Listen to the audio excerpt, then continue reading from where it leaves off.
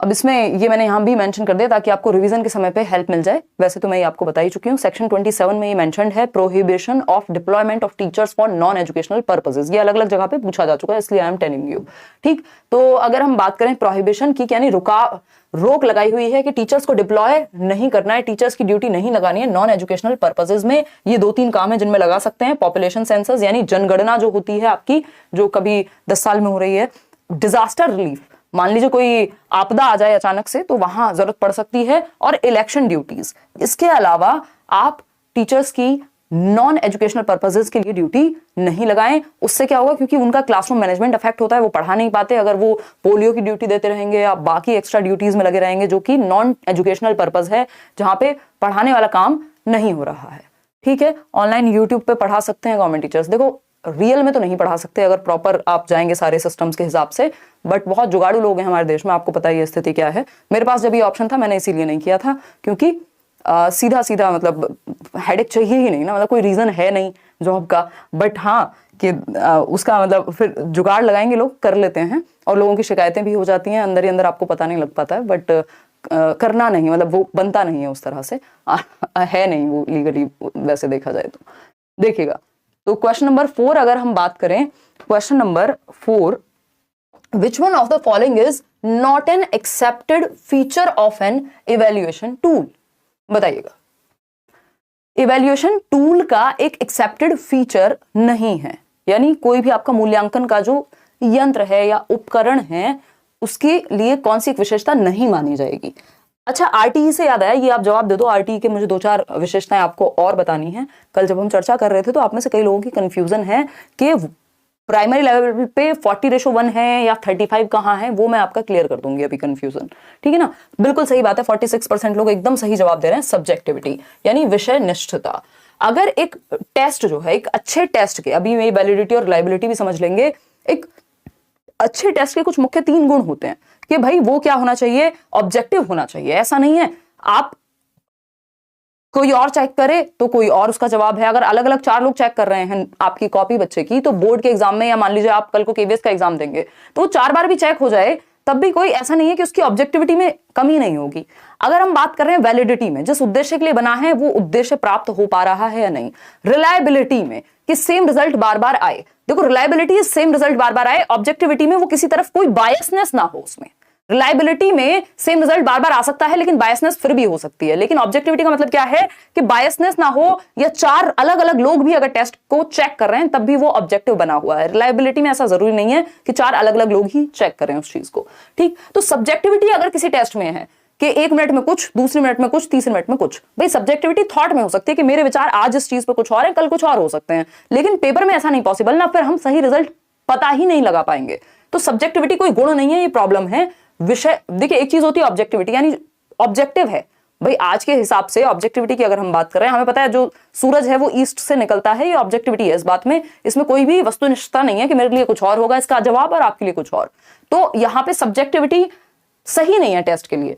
Usefulness की अगर हम बात करें, हाँ टेस्ट का यूजफुल होना जरूरी है, ये स्टैंडर्डाइजेशन में आ जाता है टेस्ट के।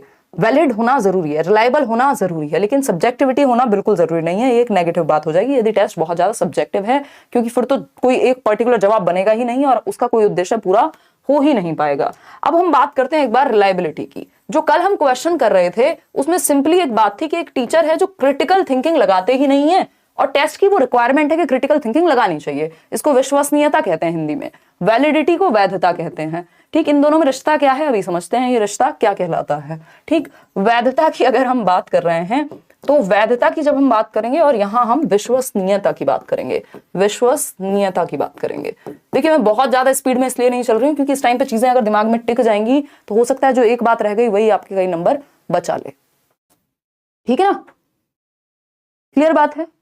हर एक मंथ एसएमसी की मीटिंग होती है, हर 2 साल में फिर से एसएमसी का गठन होता है, ये बेसिक सी बातें हैं। ठीक, अगर हम देखें रिलायबिलिटी का कॉन्सेप्ट यहां, तो रिलायबिलिटी है आपका वो दोस्त जो जब भी जरूरत पड़ने पे मदद में तैयार खड़ा रहता है। दैट मींस कंसिस्टेंसी है उस चीज में, क्या है, कंसिस्टेंसी है। विश्वसनीयता है, वो इंसान क्या है, रिलायबल है। वो बात अलग है कि वो खड़ा तो हो जाता है बट उससे मदद कुछ नहीं होती। अगर मदद नहीं होती तो वो वैलिड नहीं है बट रिलायबल है ना। ऐसे भी तो लोग होते हैं ना, उनको पता है जान दे देंगे आपके लिए, लेकिन काम कुछ नहीं हो पाएगा उनसे, तो वो रिलायबल तो है।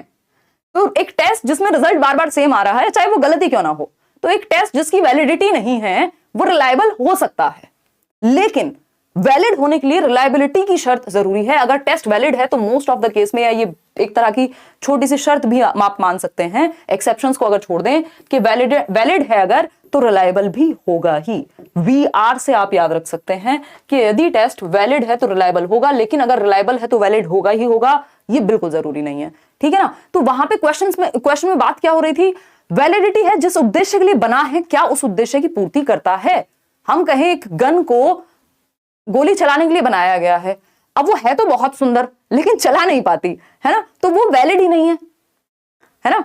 हो सकता है वो हर बार ना चला पाती हो, दैट मींस रिलायबल तो है, वैलिड नहीं है, ठीक। तो अगर हम ये कहें ये पेन जो है, मतलब कोई भी पेन मान लीजिए, एक कैलकुलेटर है जो बहुत सुंदर है बट कैलकुलेट नहीं कर पाता ठीक से, तो भाई वो वैलिड ही नहीं है, वो किसी जो इस चीज के लिए बना है उस चीज के उस उद्देश्य की प्राप्ति ही नहीं कर पाता, सिंपल सी बात है। तो इस चीज में एक और चीज है, अब जब हम बात कर रहे थे कि बिना क्रिटिकल थिंकिंग के ज्यादा नंबर दे देता है टीचर, दैट मींस ये बार बार तो हो रहा होगा, टीचर्स की ये टेंडेंसी है कि बार बार बिना क्रिटिकल थिंकिंग के। तो शर्त क्या थी, क्राइटेरिया क्या था कि क्रिटिकल थिंकिंग को जांचना है उस टेस्ट में, यानी वैलिडिटी कब होती, जब हम एक्यूरेटली जांच पाते। तो इवेंचुअली शुरुआत में रिलायबिलिटी की भी प्रॉब्लम आ सकती है, लेकिन इवेंचुअली वैलिडिटी को कम कर देगा इस इवैल्यूएशन की ये जो टीचर का कैरेक्टरिस्टिक है।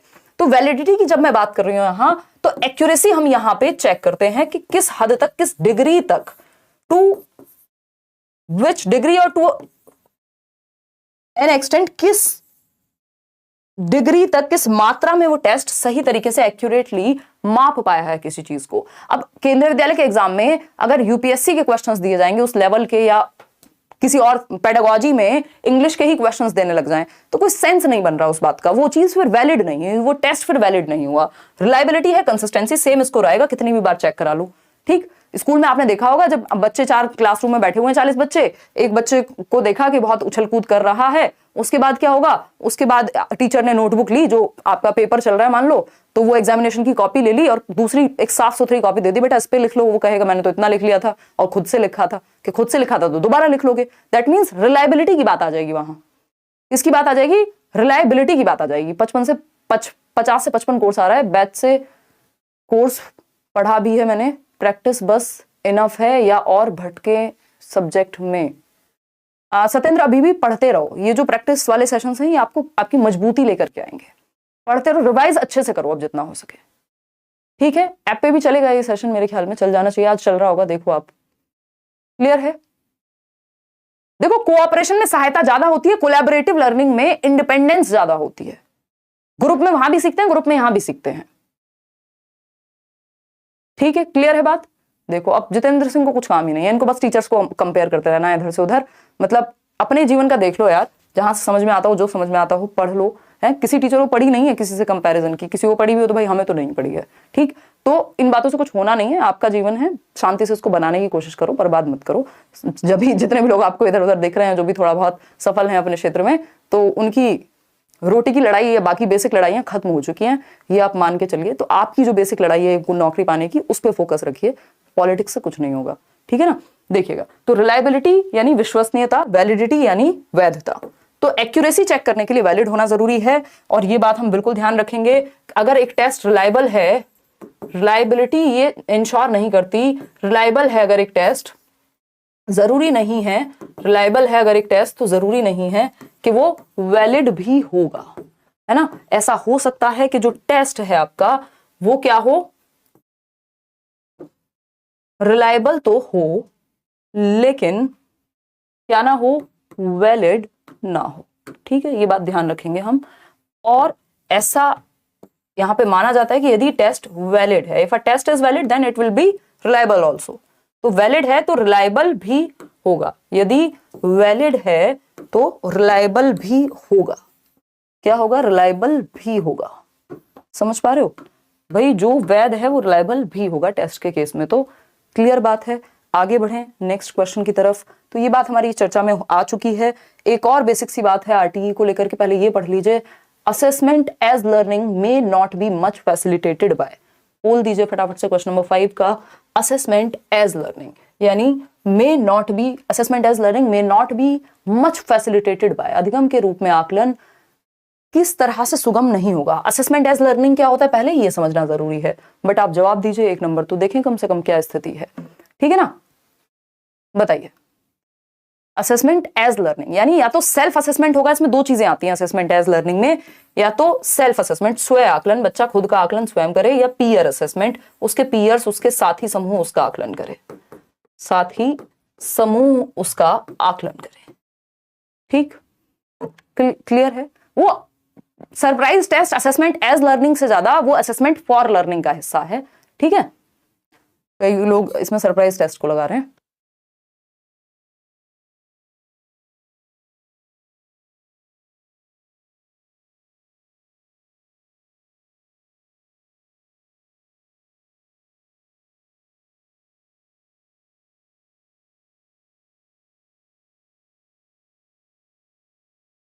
फटाफट से बताएंगे।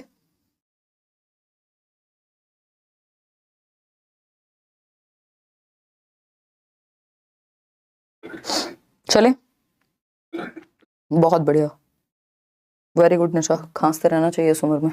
देखिए बी ऑप्शन 76% लोग दे पा रहे हैं। अगर हम बात करें यहाँ पे, ठीक, assessment as learning may not be much facilitated by, brainstorming से, स्टैंडर्डाइज्ड अचीवमेंट से। अब बच्चे ग्रुप में बैठ के ब्रेनस्टॉर्म कर रहे हैं, बिल्कुल असेसमेंट एज लर्निंग हो सकता है। कोलैबोरेशन में भी ऐसा ही है, ग्रुप में बैठे हैं, कोलैब कर रहे हैं, एक दूसरे को थोड़ी बहुत हेल्प कर रहे हैं, जिसको जो आता है वो अपना बता रहा है, ग्रुप डिस्कशन में भी। लेकिन स्टैंडर्डाइज्ड अचीवमेंट टेस्ट, ये जो बी ऑप्शन है ये यहाँ गलत हो जाएगा, क्योंकि असेसमेंट एज लर्निंग ये ऑफ लर्निंग होता, ये फॉर लर्निंग होता तब भी चल जाता। लेकिन अगर हम बात करें ये ऑफ लर्निंग में तो बिल्कुल ही चल जाता, लेकिन यहाँ नहीं चल पाएगा। स्टैंडर्डाइज्ड अचीवमेंट टेस्ट यानी स्टैंडर्डाइज्ड टेस्ट कब होता है, जब वो कुछ शर्तों पे खरा उतरे। एक टेस्ट को मानकीकृत कब कहेंगे हम, उसके लिए कुछ शर्तें हैं, मानकीकृत होने के लिए कुछ शर्तें हैं। वो शर्तें क्या है, ठीक है, वैलिड होना जरूरी है टेस्ट का, रिलायबल होना जरूरी है एक टेस्ट का, ठीक, और अगर हम बात करें ऑब्जेक्टिविटी होना उसमें जरूरी है, या यूजफुलनेस उसके अंदर होना जरूरी है। स्टैंडर्डाइजेशन जैसा भी कह दिया जाता है, जिसमें 2 चीजें आती हैं, एक होता है ऑब्जेक्टिविटी और दूसरा होता है यूजफुलनेस, है ना। ऑब्जेक्टिविटी और यूजफुलनेस, ये आपका स्टैंडर्डाइजेशन एक थर्ड टर्म है, जनरली वो पेपर में देखने को नहीं मिलता, पेपर में ऑब्जेक्टिविटी ही देखने को मिलता है। तो उस स्टैंडर्डाइजेशन में 2 चीजें होती हैं, एक तो होता है यूनिफॉर्मिटी जैसी चीज, यानी ऑब्जेक्टिविटी होगी, और आपकी यूजफुलनेस होगी। तो ये 3 गुण कम से कम होने चाहिए एक टेस्ट को रिलायबल कहलाने के लिए, सॉरी स्टैंडर्डाइज्ड कहलाने के लिए, जो बड़ी पॉपुलेशन पे अचीवमेंट के लिए यूज किया जाएगा। इसको हम लर्निंग के फीडबैक के लिए यूज करेंगे, जो असेसमेंट एज लर्निंग है।